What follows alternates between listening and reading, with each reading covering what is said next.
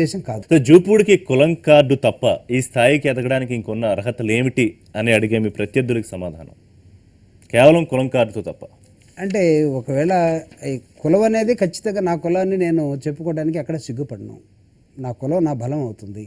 రెండో అంశం ఏంటంటే ఒకటే కాదు, సమాజం సభ్య సమాజం పైన పనిచేస్తూ ఉంటుంది. ఈ సమాజంలో మీరే ఇందాక మాట్లాడారు జూపూడి గారు మేధావులు అంటే జూపూడి ప్రభాకర్ రావు అని.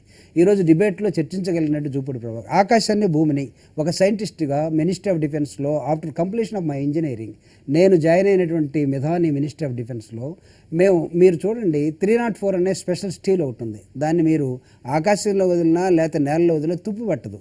అలాగా మేము ఐరన్ ముక్కలాగా ఉండటం కోసం స్టీల్ ముక్కలాగా ఉండాలనుకునే ప్రయత్నం చేస్తున్నాం. ఈ స్టీల్ ముక్కకి సమాజంలో ఎక్కడైనా సరే చోటు ఉంటుంది. ఒక దళితుల్లో కాదు, ఈరోజు నన్ను అభిమానించే వాళ్ళు అనేకమైన కులాల్లో చాలామంది ఉన్నారు. అయితే నా కులాన్ని నేను దాచుకోవడానికి ఎక్కడ సిగ్గుపడటం, నా కులం ఎస్సీగా ఉండటం, అంబేద్కర్ ఆలోచనలో ముందుకెళ్ళటం, అవసరమైతే ఈ రాజకీయ పార్టీలని ఏ విధంగా మనం జాతులకు ఉపయోగపడే విధంగా తీసుకురావాలో ఆలోచించి